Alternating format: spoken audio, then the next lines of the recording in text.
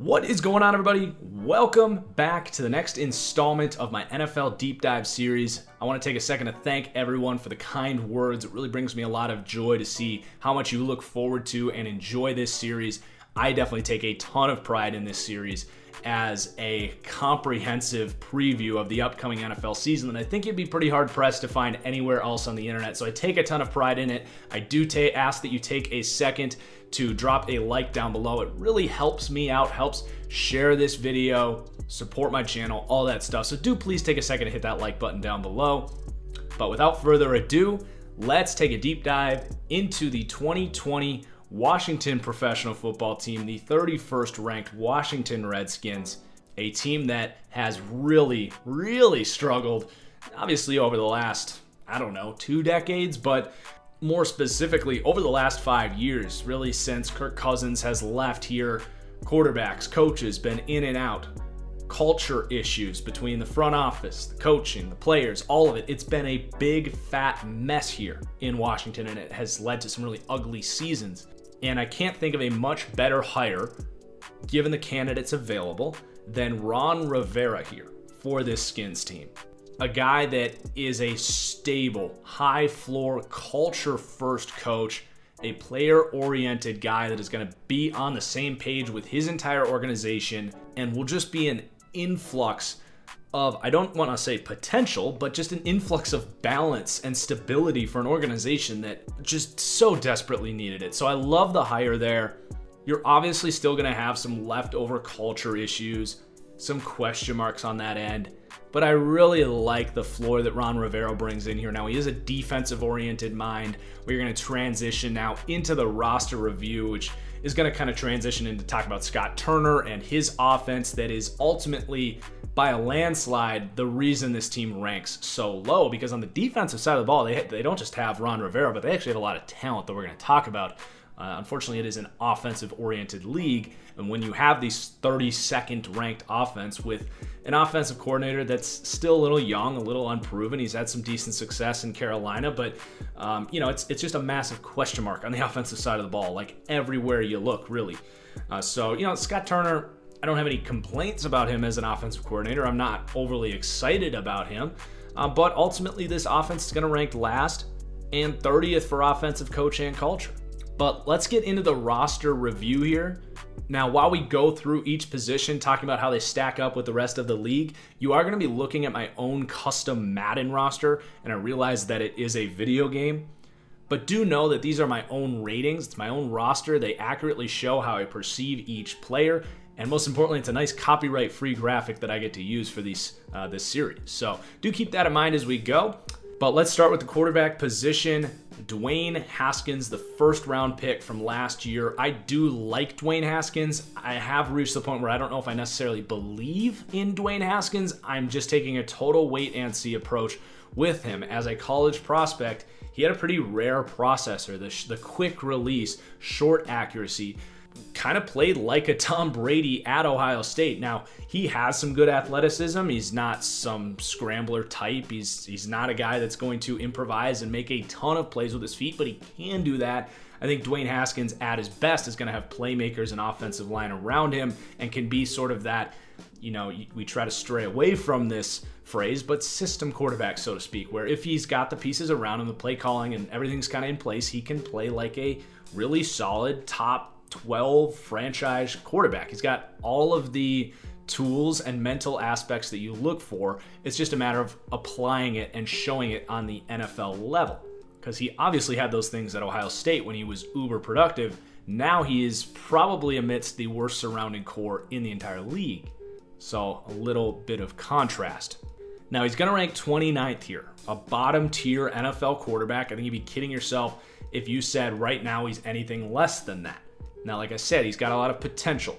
We talked about his skill set. Now, am I projecting him to reach that point? Honestly, I'm not. If I had to bet on it, and I do like Dwayne Haskins, I just not really a believer at this point. I don't think I'm in the wrong to say that, but if I had to bet on it, I would say that he actually struggles this year, and this team is picking in the top 3 and very heavily considering either Trevor Lawrence, Trey Lance, maybe they go with another Ohio State quarterback in Justin Fields.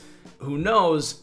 like I said, I will be rooting for Dwayne Haskins. I liked him more than Daniel Jones. I thought that the Giants made a mistake taking Jones over Haskins to this point. That has not turned out to be true.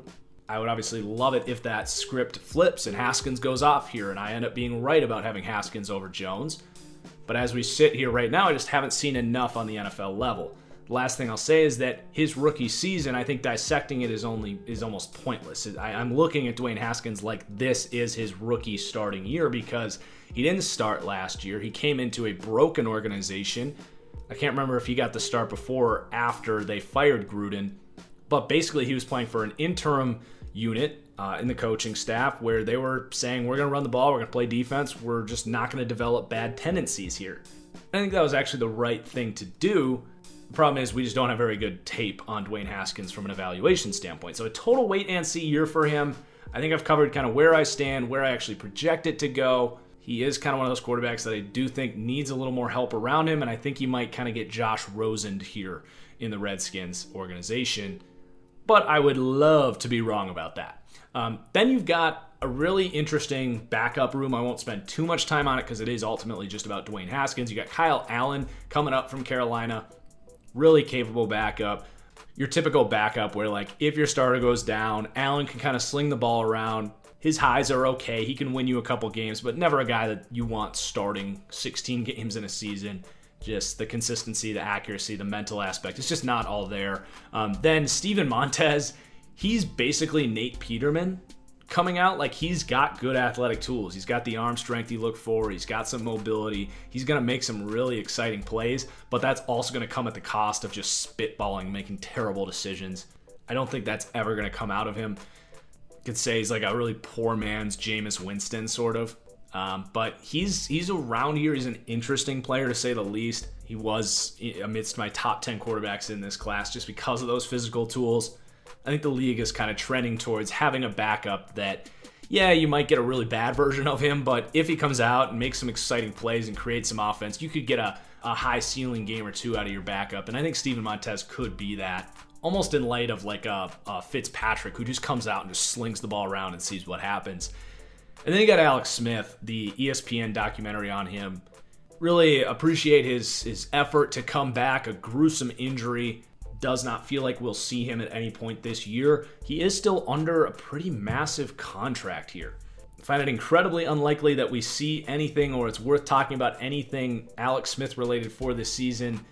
Best case scenario for him in the next year is Haskins really struggles and he's healthy and they go to Alex Smith, take him off IR or whatever, like week 15. Maybe he showcases some things, but that's obviously incredibly unlikely. He was already a guy that did not have a lot of physical skill sets. You start taking some of that stuff away due to injury and it can get even worse. So you do have 4 interesting bodies in here. It ultimately just comes down to Dwayne Haskins and what does he show? What kind of development does he bring to the table? And quite frankly, nobody really knows the answer to that. It's just going to have to be a wait and see game with Dwayne Haskins. And that's coming from someone that liked Haskins coming out. So then we'll run through this running back room. You got a lot of bodies, but none of them to me are major difference makers. You've still got Adrian Peterson in here. We know what he brings to the table. He is a, get you 4 yards. That's what he's going to do. Let's come out in a power eye and just up the middle, like power offense, get me 4 yards. Doesn't offer much in the receiving game. Darius Guy's pretty similar. He is a pretty major injury red flag at this point, just hasn't been able to stay healthy. How much juice is left in Geis after all these knee injuries and all this stuff that's happening to him? He is an exciting back when healthy. If he were healthy, this ranking of 30th at running back would get boosted, but that's just too much of a question mark. Then you have Bryce Love, another guy with injury concerns. Now, this is kind of the year that they took Bryce Love for. Now, drafting Antonio Gibson in the 3rd round doesn't exactly ring faith in this team's confidence in Bryce Love because Gibson is very similar, that explosive element out of the backfield, a guy that can catch passes and offer a speed element to your running back group. Then you also have Peyton Barber in here, J.D. McKissick, a bunch of guys with very specific skill sets, right? You've got your power backs with Peterson, Geis, Barber, but none of them you're overly confident in the receiving game. Then you got speedy guys that you probably would like catching the ball out of the backfield, and Gibson, Love, and McKissick. It's a bunch of, I would even say talent in this room. But there's just like, you don't have that guy that you can lean on. It kind of keys off the defense, like who's in the game, like what you're doing. And is Scott Turner going to be the guy that properly uses an Antonio Gibson, properly uses a Bryce Love? I don't know. I don't have a ton of confidence in that. I like some of the players in here, but the group as a whole, I think, it's one of those situations where they say it with quarterbacks all the time. If you have two quarterbacks, you don't have one. It's kind of the way I feel about this running back room. But obviously for running backs, you can be more of a committee. It can make an impact. But do I see any of these guys coming out and being even top 20 running backs this year? No, I just don't. I just see this as kind of a committee of meh. And definitely a backfield that in fantasy football, I don't want a single piece of this unit. Then we talk about this receiving group, and it's tough because Terry McLaurin was phenomenal. Honestly, one of the most surprising, impressive rookie seasons I've ever seen. He was so quiet at Ohio State. And even Haskins didn't utilize Terry McLaurin at Ohio State. He threw for 5,000 yards. McLaurin only had 600, if that. It was just weird and surprising to see him enter as a third-round pick with vertical ability, outstanding ball skills and contested catch ability and spectacular catch ability, making one-handed catches and showing all this crazy athletic balance. Great route runner, release off the line of scrimmage, run after the catch. He was remarkable and is a huge positive note for this receiving core, who I fully expect to continue to develop in year two. Hopefully Haskins, McLaurin can really get on the same page this year.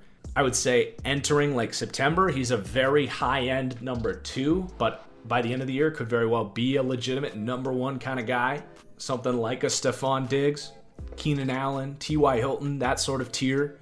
But after him, this unit, by the way, ranking 31st in the league, it's bad. So you got Kelvin Harmon, who I did like. I actually had a first to a second round grade on Kelvin Harmon, and he showed some flashes. Problem is, he's just not very fast, and he's going to be constantly at a disadvantage.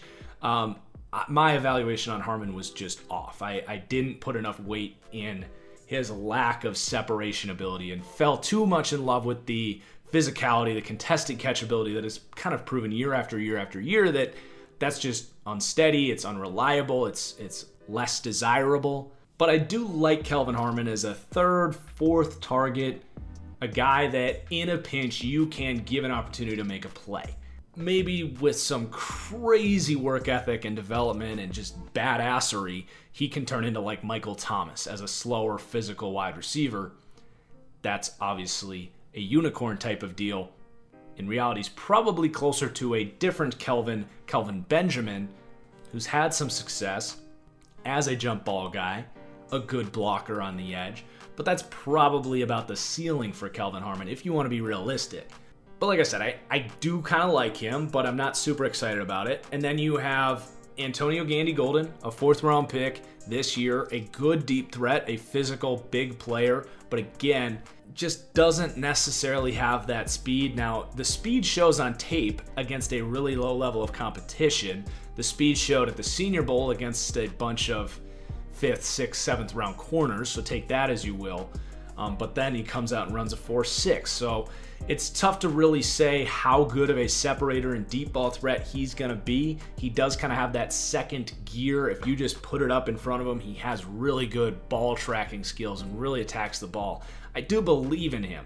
I believe in Kelvin Harmon, but I don't know what the true ceiling is there and if any of these guys are going to turn into true number 2 starters or if it's just going to be kind of a rotation of play here. You do have in the slot a guy that Redskins fans are very excited about that I've been told repeatedly that I'm too low on, and that's Steven Sims, who, by the sounds of it, is going to start in the slot. Now, you also have Trey Quinn, who's a solid slot wide receiver. Now, slot, not quite as valuable, a little easier to find these guys. I do feel pretty solid about them getting one of those two guys to emerge as a starting caliber slot receiver, so there is that, but pretty much everyone in the league has that, so it doesn't really set yourself apart in any way. It's just, good job. You've got a starting slot wide receiver. And then you've got Cody Latimer for now. I think he had some off-field craziness. Cam Sims, Emmanuel Hall, a freaky, raw, undrafted free agent, and a bunch of names that probably aren't going to make this team. So you got an explosive young outside wide receiver in Terry McLaurin. You got some interesting, bigger-bodied skill sets to use, a slot guy, but not a ton of separation here outside of Terry McLaurin. Sorry. Say Trey Quinn, Terry McLaurin 5 times fast.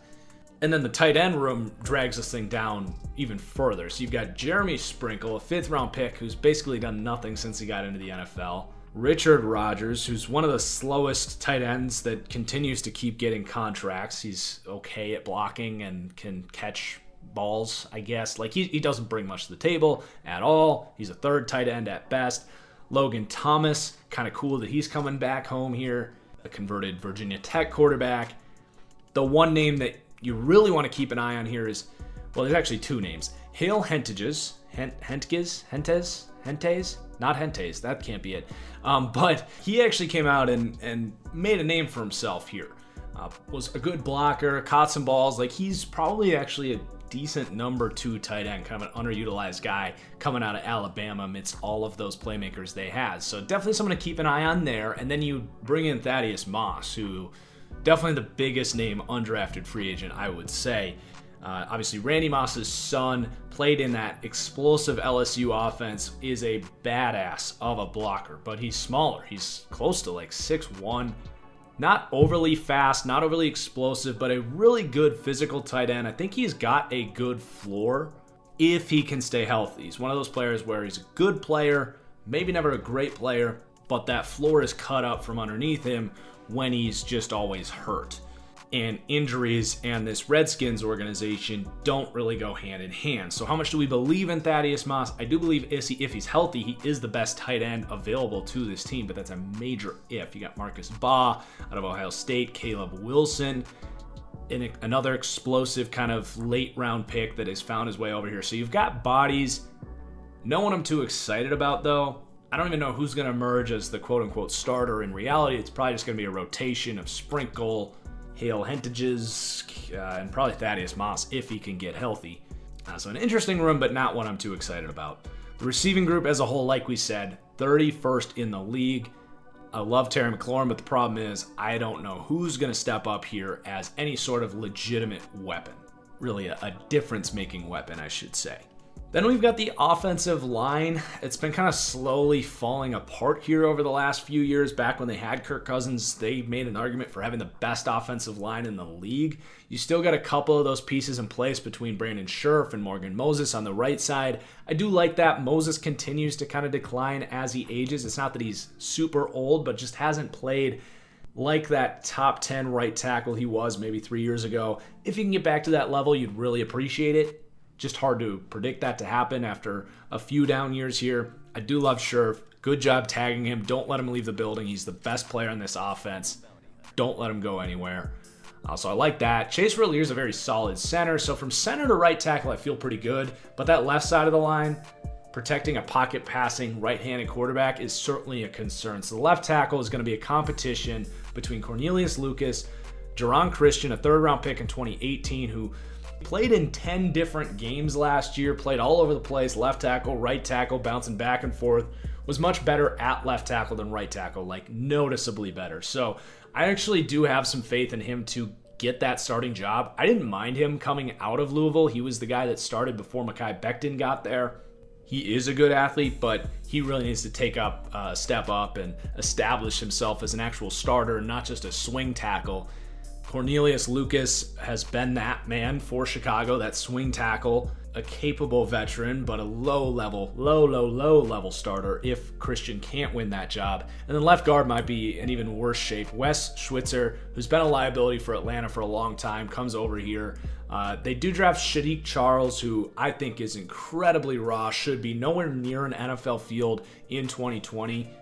Does have the physical traits you look for. I do think he's got a better chance at guard than tackle, just because he is one of those kind of highly recruited freak athletes that just never really refined his technique. I don't know why that necessarily is going to change at the rate that it's going to need to change for him to be a tackle in the NFL. At guard, you can get away with some worse technique if you are a really good athlete and do have some play strength.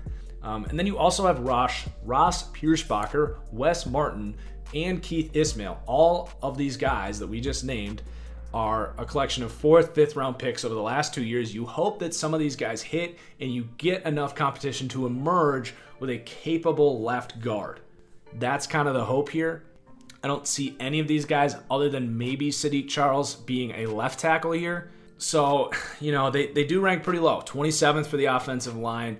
I just don't have a lot of faith in Moses at right tackle. I don't have a ton of faith in the left tackle spot. There is some upside here if these pieces all come together and they have some nice depth, but I see some really potentially large weak links on this offensive line. So again, the offense as a whole ranks 32nd. I don't think that's going to be a particularly unpopular opinion either, but there is a reason this team does not rank 32nd in the league as a whole, and that is this defense that I am not even a Redskins fan, but am excited to watch. Because this D-line is going to be one of the best in the league. You have a crazy deep linebacker room. Secondary is, we'll see. We'll talk about the secondary, but you got Ron Rivera coming in. You got Jack Del Rio coming in. This defense is in a great position to hit the ground running in this new regime. And if this team were to surprise and greatly exceed this ranking of 31, I do think there's some hidden upside in there for this to be one of the better defenses in the league next year. So there are certainly some good things to say about this Skins team, even though we just tore this offense into pieces. Let's start now with the run defense that I don't like to spend a lot of time on. I almost always feel a need to preface that run defense is much more about coaching and scheme and effort, technique, all that stuff. But I will say the bodies here to defend the run are alive and well. You've got an incredibly deep defensive line with Deron Payne, Jonathan Allen, Tim Settle, who I really like as a nose tackle, Matt Ioannidis even. Caleb Brantley has some upside to be a 5th man in this rotation if you can kind of figure the off-field stuff out. You've got really capable edge players, Ryan Kerrigan, Chase Young, Montez Sweat, all excellent, big-bodied, gap-controlled defensive ends that also rush the passer. And then this linebacker room should be really good against the run. Reuben Foster is coming back here, which is a huge note for this team that I think a lot of people have forgotten about. He was a borderline all-pro type of linebacker for the 49ers. Some of the most impressive college tape coming out of Alabama that you'll ever see at the linebacker position. Got in some off-field, a bit of an off-field mess with the wrong people. Just a bunch of assault rifles and weed, and the Niners were like, you know what, we don't want anything to do with this. We're going to release you.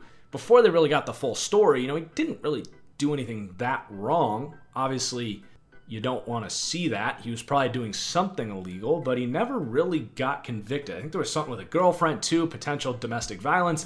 In my opinion, the Niners released this man way sooner than they should have. And I can't even imagine what the Niners defense would have looked like last year with Reuben Foster.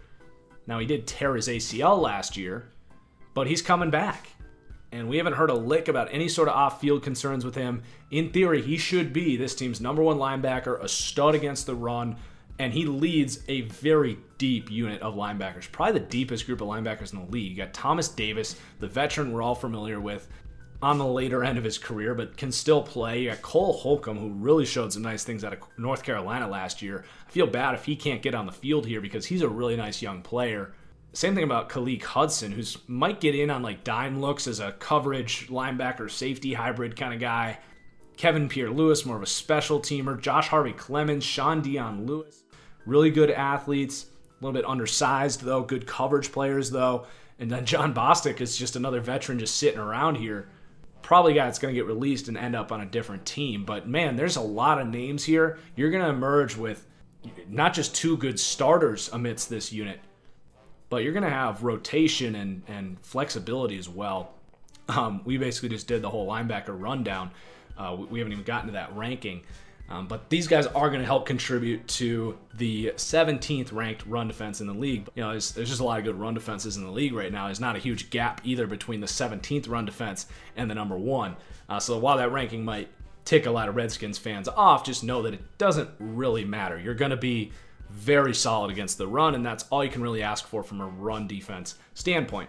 Now let's talk about the pass rush, which has potential to be one of the best in the league. It already was really good last year, and you just added a generational talent in the draft in Chase Young. This is eerily familiar to what happened with the San Francisco 49ers. Now, the Niners had Kyle Shanahan, this explosive offense to complement their defense, but I will say, as far as the defensive line goes, very similar. A bunch of first-round talent that was just missing that elite element in Nick Bosa, which they got. Another edge out of Ohio State. Chase Young comes in here. And if that had a similar impact here, the Niners went from the second pick the year before to the Super Bowl. Again, the Redskins don't have the offense to match that, but this could emerge as a top 10 defense, top 5 defense in the league, just because they can't block all these guys. So it does start with Chase Young, uber explosive. If he continues to refine his technique, he is going to be a Khalil Mack type of impact. He has that crazy of a physical skill set. Now, he doesn't have the refined pass rushing skill set, the counter moves. He didn't need it in college. Very similar to Myles Garrett coming out, who had almost an identical scouting report where he's just such a freak that he won on such a consistent level. But Garrett has done a great job. Take away the Mason Rudolph situation, but he's done a really good job of developing a skill set to become one of the 3 or 4 best edge guys in the league. And Chase Young can do that. Worst case scenario, he's going to be Jadeveon Clowney and be an elite run defender due to his size and strength, effort, athleticism, and then just a capable pass rusher who just wins with athleticism. That would probably be a bit disappointing based on the expectations here. And I do believe in him to develop like Myles Garrett, not like Jadeveon Clowney. But then beyond him, you got Montez Sweat, who I didn't really like last year. I actually had a 3rd to a 4th round grade on him. He's a good athlete, rare explosiveness, length, and size and all that. He walked into some sacks last year. It was not consistent with his pressure rate. Honestly, I think getting him, with Ron Rivera, with now Ryan Kerrigan and Chase Young ahead of him on this depth chart, I actually think it's going to be good for him to give him that extra push he needs. I think Ron Rivera can get the most out of him. By 2022, if Sweat emerges as a really capable number 2 pass rusher that just kind of wins with power and speed and length, and Chase Young can take that step up and be that elite headache, you're really talking about an excellent edge duo here. But you still got Ryan Kerrigan here. So with Chase Young as a rookie, are you going to have a Khalil Mack, a Von Miller, a truly elite edge presence? Probably not, unless Chase Young is just that good. If he's Nick Bosa in year 1, which I think they're very different players, by the way. Bosa was much more of a refined player than Chase Young, while Young is the better athlete. But all in all, the edge group here is remarkable. Behind those 3, there's not anyone of huge note. You do have Ryan Anderson. He's just been kind of a rotational player, not going to offer too much as a pass rusher. Jordan Brailford, a 7th round pick last year. It really is about those top 3 guys, but that's really all you need. And then the interior pass rush is one of the better ones in the league. So that's what really boosts this thing up. You don't have your elite number 1 guy, but you got like 7 guys here. It's pretty crazy. You got Daron Payne, who is a little more of a run defending type of guy, but can do a little bit getting after the quarterback. You got Jonathan Allen, who is a little more of a finesse rusher. Does play with power as well, of course, but I like that duo. And then Matt Ioannidis continues to really dominate, continues to grow. A 5th round pick in 2016 has only gotten better every year. He's one of the better power rushers in this league. Just a bit of a headache to deal with. Almost like a poor man's Brandon Graham of sorts as a 3 tech. It's just a handful to deal with. So an excellent, excellent pass rush. They're going to have a hard time getting all these guys on the field, but your floor here is just remarkable. I have them ranked as the 7th pass rush in the league, and I have a hard time seeing them being any worse than that.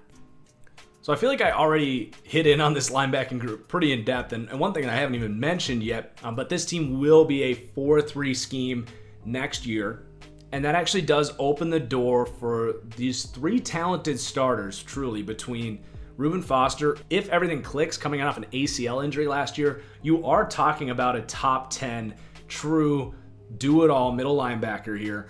Which, if all that comes together, that would boost this ranking probably into the top 10, but you've just got question marks. And even in the last year he did play, he actually showed some weaknesses in his game, some overly aggressive tendencies, but all in all, I'm very optimistic about Reuben Foster in there. But like we said, in base, which if this team doesn't have a ton of faith in their secondary, they might run it more than your average team, maybe 40% would be a lot of base in 2020. I could see that here because you got Thomas Davis and Cole Holcomb, really solid. Cole Holcomb Definitely an underrated kind of no-name at this point on the course of the entire league, not knowing who he is. But he really played well last year, a 5th-round pick. Just a solid, balanced, steady linebacker. I think could be a really capable number 2 here. And then Thomas Davis, the veteran presence here. Not a great athlete at this stage in his career, but you know where he's going to be. A sure tackler, understands route concepts, has a place, especially in base. I don't know when they do go nickel. Do they take both those guys off the field and go with Foster and a Khalik Hudson, Foster and a Sean Dion Hamilton, who showed some flashes in coverage, even Josh Harvey Clemens? They got a ton of depth here, a lot of pieces to move around. They are that 4-3 defense where they can show some diversity in their skill sets. I don't see John Bostic, the veteran, making the team here. Kevin Pierre-Louis, more of just a special teamer, but really an outstanding group of linebackers. If Foster can... he's just the wild card here. If he's what he once was, a top 10 unit, there's some ifs, some question marks. If he's not on the field, you're looking at a 20-ish or so unit. So they're going to come in kind of smack dab in the middle there because of those questions. But just in general, a really solid, steady group of linebackers. But let's move on and talk about the secondary here, which is a pretty major question mark. So I did like the Kendall Fuller signing. Now, he has been a nickel corner, so they're getting him back in here. They gave him to the Chiefs as like a rental, and they bring him back in free agency, which was pretty cool that he wanted to come back to where he started. But he's been a slot corner. He can step outside. He's just a really solid coverage player. He checks one box of the 5. But then next to him, or outside of him, either way you look at it, it's probably going to be Fabian Moreau and Ronald Darby, which... you could do worse, but if those are your 2 outside guys, that's still going to be one of the worst outside duos in the league. Moreau has shown some flashes. 3rd-round pick in 2017. He could take a step up. He's very athletic. Ronald Darby has basically been stuck in the same level for a long time. He's a really good athlete. He can man you up, but just mentally he's not all there. He's incredibly inconsistent. He can get lost. But you like to have that athleticism and experience there. So the outside duo's okay. That's assuming Fuller starts in the slot. Now you do have Jimmy Moreland, an interesting 7th-round pick last year, who is a slot type, but a really good slot. Even Danny Johnson there is a good slot corner. So you got good talent at your slot corner position. Same thing can be said about Greg Stroman. But I'd be very worried about the outside corner room here. You do have Aaron Colvin as depth as an outside corner. But you just don't have a ton of upside here, barring a total breakout season from Fabian Moreau. And then the safety room, from a coverage standpoint, is certainly a concern. So you've got Sean Davis. They bring in, I think it was a good signing at free safety. Unfortunately, that does mean he's probably going to start over Troy Apke, who I really like, who made some nice plays last year, who I would have loved to see, come in and be the starter this year. He could still beat out Sean Davis, but probably will not. Davis is a very aggressive, rangy center fielder, but just takes too many risks, doesn't understand route development schemes. Like, he just isn't very steady. And Troy Apke, I think, could get there, but this team clearly doesn't have a lot of faith in him. And then you do have Landon Collins as your strong safety. Now, he's a playmaker. I love having him on this team, but I'd much rather have Landon Collins if I had a steady, secure free safety behind him, because to be completely honest, Collins as a coverage player is just not very good at all. He can do some manning up of tight ends. Like, he's a good athlete in that. He will jump zones. Like, he'll be aggressive. He'll make plays. But he's really not a player that opposing offenses are circling and saying, like, all right, we kind of got to stay away from him from a coverage standpoint. He just doesn't have a lot of range. He's overly aggressive. He's a really good player, but more of a name and a heavy salary than an elite difference maker on this team. He had one amazing year for the Giants where his aggressive tendencies amidst a really good defense really paid off, but he just hasn't been at that level since. He's a very good player and is also going to really help this run defense. But if you just want to talk about coverage, he is average to slightly above average at the strong safety position. So there is your Skins defense, coming in ranked 13th. And I really think that this team is a Fabian Moreau breakout away from being a top 10 defense. That cornerback position carries a ton of weight and does drag this team down a little bit, and teams are going to be able to attack those corners as good as this pass rush is. But all in all, an excellent defense, a team that I think is going to straight up win games for this team, especially against teams that have poor offensive lines. So that transitions well into the schedule breakdown of this team. So their Vegas over-under is 5.5 wins, one of the lowest in the leagues. The schedule to start is real tough here. So you got Philly at home. Then you got to go on the road to two really hyped up teams, Arizona and Cleveland, and then the Baltimore Ravens coming to town, or across the highway, whatever the geography is there. But I've got them starting 0-4, and that's dangerous for this team because we've seen this team fall apart before. I know they have Ron Rivera here now, but one man can't completely overhaul a culture like that. So that does worry me. I do think they can respond and beat a Rams team that has a really weak offensive line. I think they match up well with them. Then they got to go on the road against the Giants. They got to take on Dallas. I've got them losing those, beating the Giants at home, the Bengals at home. A revenge win for Ron Rivera late in the season as this team spirals after 4 straight road games. Definitely a rough draw. You know, if this team was going to have any momentum after going 3-3 over the last 3 weeks, to go on the road at Dallas, at Pittsburgh, at San Francisco, at Seattle, that's got to be the toughest run of any team in a 4-week stretch this season. Like, are you kidding me? That is miserable. You also have, you got a full West Coast trip there. That's really tough. That's a bad draw for this Skins team. I almost wonder if I wrote this down wrong. Like, that is just brutal. But yeah, then the revenge win at the end of the year against Carolina, and then losing the last game of the season at Philadelphia ultimately gives them a 4-12 season. I do like a lot of the things going on here, but I'm a betting man, and I would not be betting on this Redskins team, at least not this year. I just think you're leaning on a lot of things to really come together, which could happen, but you're looking at the left tackle spot. You're looking at the receivers outside of Terry McLaurin, the cornerback room, and then you are leaning on Reuben Foster to be what he once was, which is another question mark. It's just a lot of moving pieces, which is to be expected with a new regime here. I believe in the Skins for the future. Ultimately, what this season is all about is going to be making sure that Haskins is or isn't the guy. I think you got to walk out of the season with that answer, because if you go 4-12 and you're wishy-washy and you're passing up on potentially Trevor Lawrence to reinvest in a Haskins that was so-so, that I think could be a critical mistake for this team.